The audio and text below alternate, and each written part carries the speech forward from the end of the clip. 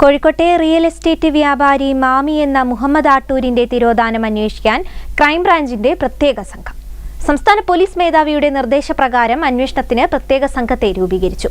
Crime branch Kozhikode range IG P പ്രകാശിന്റെ മേൽനോട്ടത്തിലാണ് സംഘം പ്രവർത്തിക്കുക.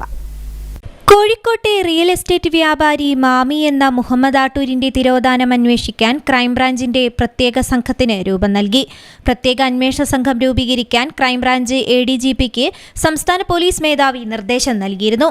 ഇതനുസരിച്ചാണ് പ്രത്യേക സംഘം രൂപീകരിച്ചത്. Crime branch Kozhikode range IG P പ്രകാശിന്റെ മേൽനോട്ടത്തിലാണ് സംഘം പ്രവർത്തിക്കുക.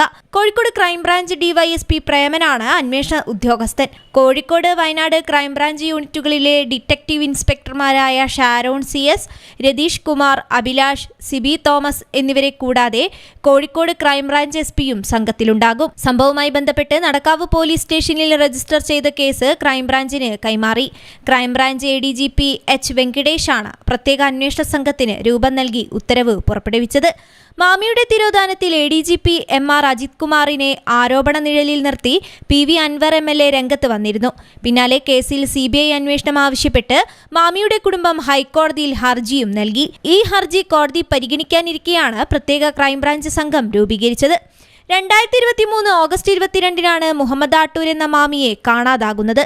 നടക്കാവ് പോലീസും പിന്നീട് പ്രത്യേക സംഘവും കേസ് അന്വേഷിച്ചെങ്കിലും മാമിയെ കണ്ടെത്താൻ കഴിഞ്ഞിരുന്നില്ല. തെളിവും ലഭിച്ചില്ല. ഇതിനിടയിലാണ് അൻവറിന്റെ ആരോപണങ്ങളും കുടുംബത്തിന്റെ ഹർജിയും വരുന്നത്. കേസ് CBIക്ക് കൈമാറാൻ മലപ്പുറം ജില്ലാ പോലീസ് മേധാവി S ശശിധരനും ശുപാർശ നൽകിയിരുന്നു. കുടുംബത്തിന്റെ അഭ്യർത്ഥന മാനിച്ചായിരുന്നു SP-യുടെ നടപടി. News desk, Kozhikode vision.